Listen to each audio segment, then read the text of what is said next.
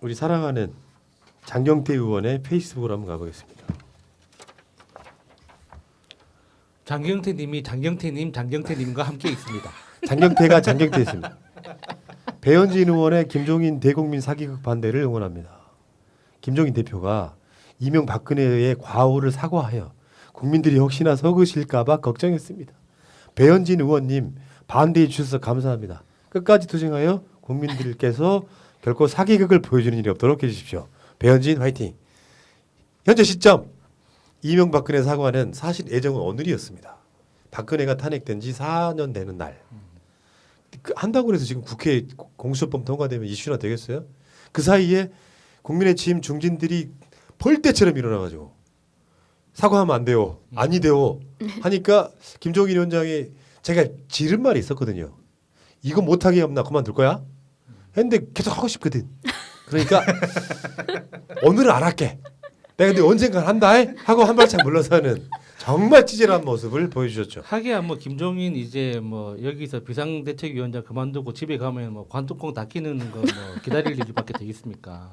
그러니까 어떻게든 버텨야죠. 어쩌면은 김종인 위원장은 이게 마지막 공적인 자리, 그렇죠. 공직까지는 아니더라도 네. 공적인 자리일 네. 가능성이 높죠. 그 야당의 당 대표급이니까 이분한테도 제가 봤을 때는 세금이 투입되는 거죠. 월급을 줄 테니까. 월급이 없더라도 최소한 그 관련된 그 활동에 대해서는 보조를 해야 예, 되니까 정당 보조금이 엄청나게 쓰이고 있는 거죠. 예. 여기서 지금 어쨌건 우리 장경태 의원이 귀태 배현진을 한번 사실 이거 조롱이죠 조롱. 예. 배현진이 반대해 주니까 좋네. 그러니까 나 배현진 씨 보면 참 안타까운 게 이 사람은 고등학교 졸업하고 한 번도 역사책을 안 쳐다본 것 같아요. 그러니까 우리가 학교에서 배웠던 그 역사에서는 현대사 비중이 채 5% 10%도 안 돼요. 네. 근데 대한민국의 역사가 유구하고 이게 그 길다고 하는 그 관점에서 보더라도 양이 너무 작아요. 그러니까 현대사에 대해서 제대로 못 배우거든요. 고등학교 때는. 그래서 교양인으로서 최소한 정치인이 되려면 다양한 관점에서 그러니까 저 뉴라이트에서 쓴 교과서부터 시작해서 그러니까 좌파 지식인들이 쓴 역사 그 책들까지 다양하게 한 6권 정도는 쭉 읽어보고 정치를 해야 돼요. 그래서 내가 무슨 말을 하고 있는지는 좀 알고 이야기를 해야 돼. 근데 배현진이 하는 이야기를 보면 진짜 몰라도 와 진짜 저 사람은 진짜 우동이구나. 정말 순서 국물 하나 없이 그냥 순수한 면발만 있는 우동이구나. 이 생각밖에 안 들어. 그게 새날 만든 배경과도 연관이 있어요. 배현진은. 오. 그러니까 내가 마음속으로 욱해가지고 이제 나는 낙검수 퀴즈다 뭐 이렇게 어떤 타이틀을 잡고 방송을 만드는데 제가 방송을 했던 사람이기 때문에 일반인들도 방송할 수 있어. 실제로 방송사 가면요 정말 우동사리밖에 안 든 그런 어떤 아나운서가 자기 조직 내에서 줄을 잘 타. 그리고 자기들끼리 권력 투쟁을 막 해. 그래가지고 뉴스데스크 앵커 자리를 차지해. 사실 권력의 비호를 받은 거거든요. 실제로 이명박근혜 때 그런 식으로 자리 지켰던 대표적인 뭐 기레기라면 기레기, 언론이라면 이레기가 배현진이에요. MBC 뉴스의 메인 앵커는 바뀌었어도 여성 앵커는 7년 동안이나 장수를 합니다. 그 당시가 MBC의 흑역사예요. 그런 짓거리 하다가 7년 전에 홍익표 민주당 대변인이 귀태란 표현 한번 했다고. 온 나라가 난리 났을 때 그걸 비판했던 자가 바로 배현진이에요. 써준대로 읽었었겠죠. 왜냐하면 그 전까지는 뭐 비오는 날에는 소세지 빵이라는 소식입니다. 이런 것만 하던 배현진이 배현진. 얽힌 에피소드 기억들 안 나요. 그 화장실에서 물 쓰고 막 이걸 물을 못 쓰게 하네 막. 그러니까 그 상황에 MBC 보도국에서는 거의 여왕처럼 군림했었는데 사실 그럼 앵커란 말을 붙이면 안 되죠. 써준 대로 있는 건 앵커가 아니니까요.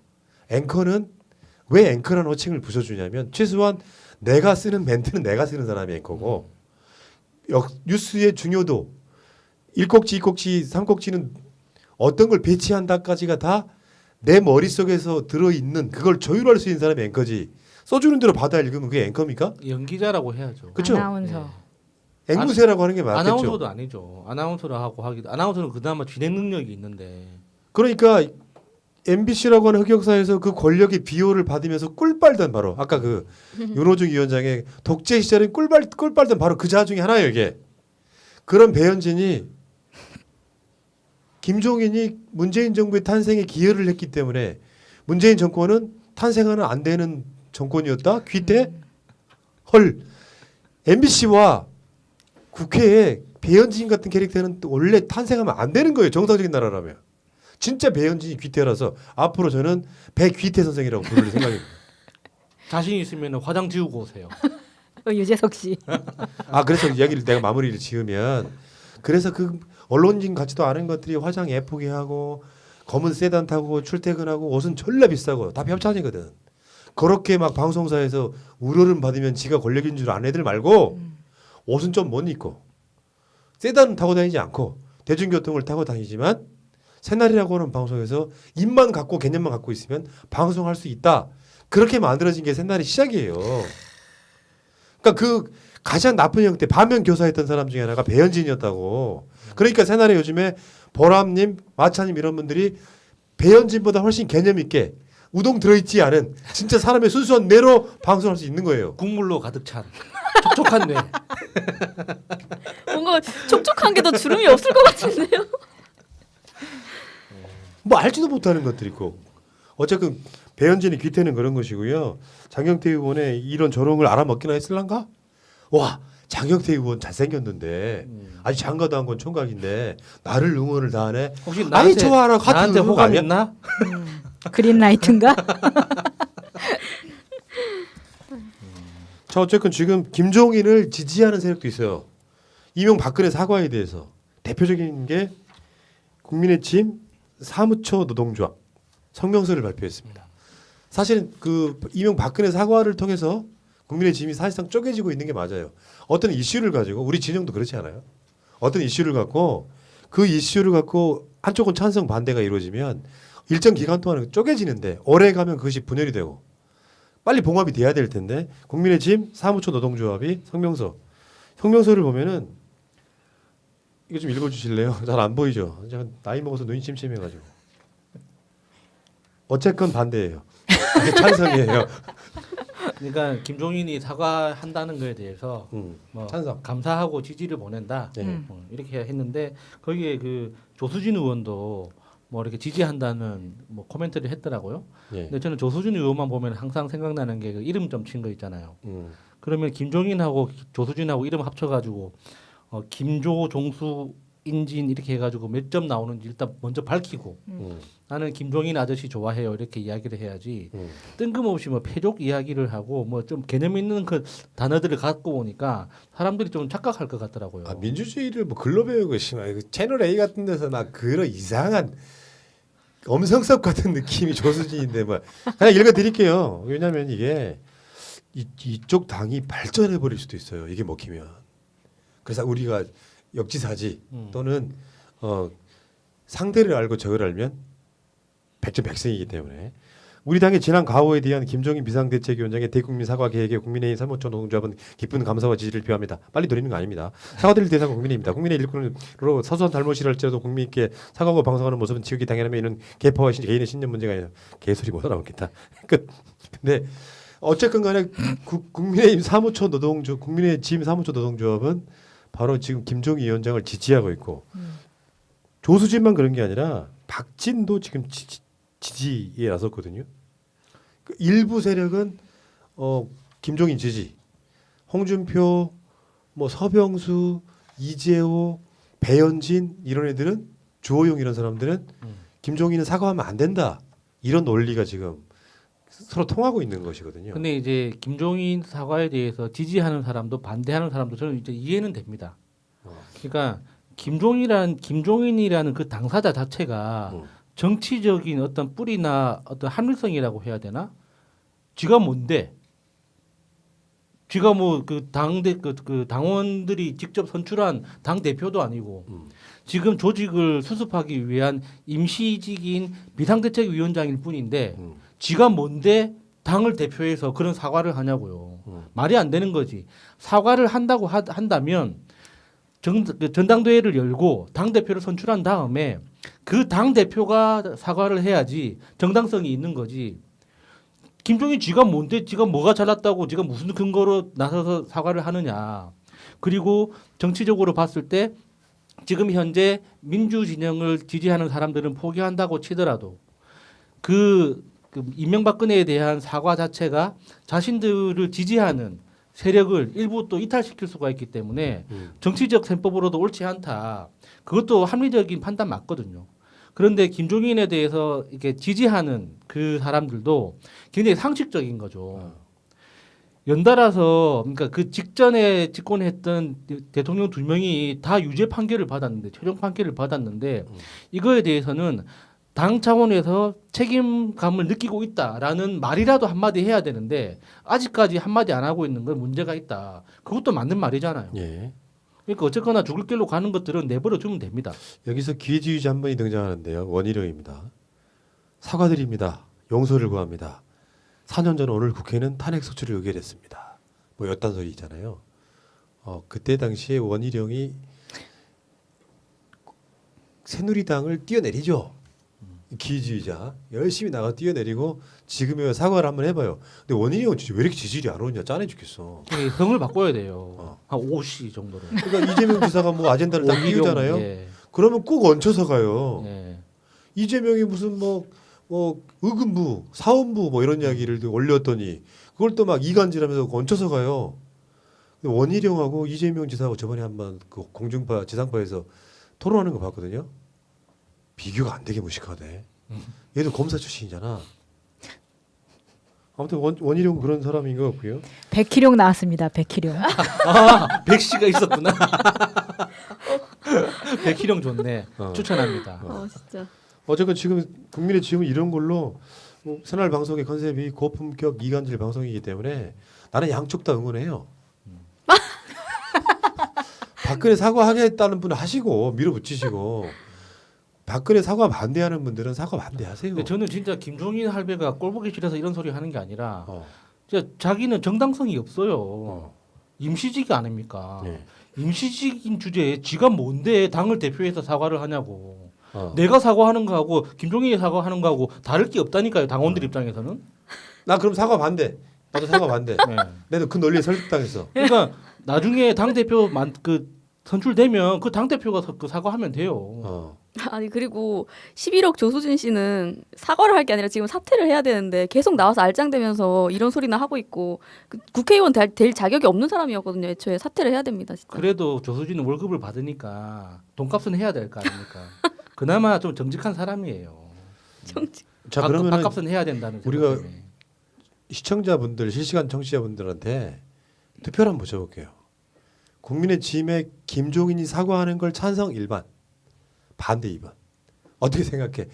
숫자 어떻게 나와도 아무 상관없어. 나는 팽팽할수록 좋다고 생각해. 나는 0.5. 아무튼 진짜 그냥 원칙론적으로 말씀을 드리면은 국민의 짐은 이렇게라도 사과를 하는 것이 역사의 순리는 맞아요. 솔직히 말씀드리면 국민의 짐 그 계열의 새누리당, 자유한국당 등이 박근혜에 대한 사과를 한 적이 한 번도 없습니다. 당 차원에서 한 적이 없다고. 이명박은 마찬가지고. 국민 여러분 기억하십시오. 쟤네들이 배출한 대통령 2사람은 지금 감옥에 덕방에 가 계십니다. 그런 정당이에요. 당연히 사과를 해야죠. 이번에 그 박원순 시장 뭐 성추행 관련 돌아가시다고 거짓말 하던데 김재련이 머리 색깔이 바뀌었더라고요. 노란색에서 흰색으로 바뀌었더라고. 탈색이 된 거지. 근데 피해 호소인, 고소인이라고 하는 사람이 실명 밝혀서 박원순 시장 지지하는 커뮤니티에서 실명이 왔다 갔다 한다고 그걸 수사하라고 난리를 치고 있더라고. 실제로 전직 서울시 시장 비서실장이던 분들의 주장이 맞습니다. 박원순 시장이 그 고소인을 성추행했다는 증거는 없어요. 한 건도 없단 말이에요. 증거라고 내민 건 오로지 텔레그램 비밀 대화 방으로 초대한 것밖에 없어. 하나 더 나왔었지. 무릎에 허해달라고 하는 그것이 어떤 상황이었냐면은 박원순 시장하고 고소인의 단둘이 있는 상황이 아니고 무릎을 다쳤어 이 고소인이. 예. 근데 여러 명 있는 상황에서 시장님 무릎에 호해 주세요 하니까 박원순 시장이 호를 했다는 거야. 그거를 직접 전직 비서실장님들이 증언을 했어요. 근데 그걸 마치 둘이 있는 공간에서 박 시장님이 억지로 한 것처럼 그렇게 묘사를 했기 때문에 공분을 샀던 거였는데 다시 한번 말씀드리면 이 고소인은 가해자입니다. 사실 저는 이 정도 되면은 이 사람의 신상은 어느 정도 밝혀줘도 상관이 없다고 생각이 들어요. 본인이 한 짓이 있기 때문에. 그 미투가 아니고 형사 사건이라고. 예. 다시 한번 정리를 해드릴게요. 고소인의 말이 맞다고 할지라도 우리가 말하는 미투는 그 서지현 검사처럼 자기가 당당하게 실명을 까고 나와서 이러이러한 성추행을 당했다라고 주장하는 게 미투예요. 결과적으로 어떻게 됐건 간에 김지은 씨도 안희정 지사에 대해서 자기 실명을 까고 얼굴 밝히고 나왔던 거죠. 미투의 원래 목적은 형사적인 처벌이 아니고요. 사회적으로 유명한 사람 이런 사람들이 어떤 권력을 갖고 있으므로 이런 사람들이 나에게 가해졌던 성폭력들에 대해서 고발하는 행위예요. 그러니까 그 미투의 원형은 그 가해자의 그 범죄 행위가 형사법적으로 처벌하기에는 너무나 과거의 일이고 증거라는 건 피해를 주장하는 사람의 증언밖에 없기 때문에 그 증언을 신뢰하기 위한 가장 극단적인 수단인 피해자를 스스로 드러내는 방식. 그러니까 피해를 주장하는 사람이 자기의 신분과 얼굴을 그대로 드러낸 상태에서 가해자의 범죄 행위를 폭로하는 그렇기 때문에 증거가 없더라도 자신의 사회적 피해를 감수하고 주장하기 때문에 그 증언의 진실성을 믿는다는 전제가 깔려 있는 거거든요. 근데 지금 우리나라에서의 미투는 여성이 얼굴을 드러내지 않아도 투서 한 장으로도 그 가해자로 지목된 사람은 바로 그냥 유죄 판결이 나버려요. 그게 뭐 수사도 필요 없고 재판도 필요 없어. 그냥 피해를 주장하는 여성의 말 한마디면 그냥 유죄 판결이 나버리는 거예요. 예.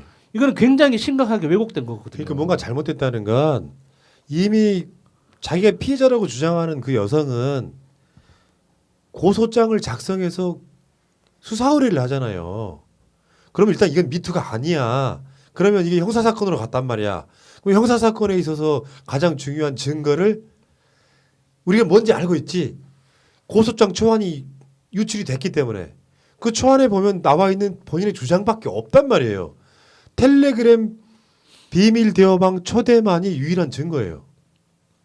그런데 다시 말씀드리지만 국정을 농단하고 국가를 수익 모델로 삼았던 이명박근혜는 사과하지 못하는 놈들이 미투도 아니고 뭐 아무것도 아닌 박원순 시장은요. 잘 모르시는 분들은 근데 왜 돌아가셨어? 이건 우리가 망자가 아니기 때문에 잘 알 수는 없지만 미루어 짐작한데 가장 신임했던 비서예요. 이 사람으로부터 다른 사건을 수사하던 사람들이 박원순 시장과 엮어서 성추행 사건으로 몰고 가는 거에 대한 저는 배신감이라고 보고 그 당시 박원순 시장한테 있었던 우울증도 작용했다고 보고 사실은 스스로 돌아가는 행위들은 대개는 아픕니다. 네. 마음이. 치료받아야 될 대상들이라고 생각해. 이런 상황에서 망자는 성추행한 사람으로 몰고 가서 서울시장 선거는 성추행한 서울시장이 스스로 목숨을 끊었으므로 행해지는 보궐선거다라는 주장을 할 거 아니에요. 네. 사실은 박원순 시장은 어떤 죄도 있다고 말할 수가 없는 상태예요. 박원순 시장이 성추행했다는 증거는 단 한 가지도 없습니다. 비밀 대화방 텔레그램 비밀 대화방 초대한 것마저도 성추행의 증거라고는 볼 수가 없는 거니까. 그러면 서울시장 보궐선거에서 박원순 시장 성추행 얘기가 나오면 안 돼요. 이명박근혜의 죄가 큽니까? 죄가 없는 박원순 시장의 죄가 큽니까? 상식적인 거죠. 어쨌든 지금 저쪽에서는 그것마저도 사과를 못 하겠다고 하니 고맙다고 제가 말씀드리고요. 아까 그 투표를 해보니까 비슷하더라고. 어떤 분들은 사과해야 된다고 하고 어떤 분들은 사과 안 해도 된다고 하고 팽팽할수록 나한테는 좋다. 고품격 이간질 방송 채널입니다.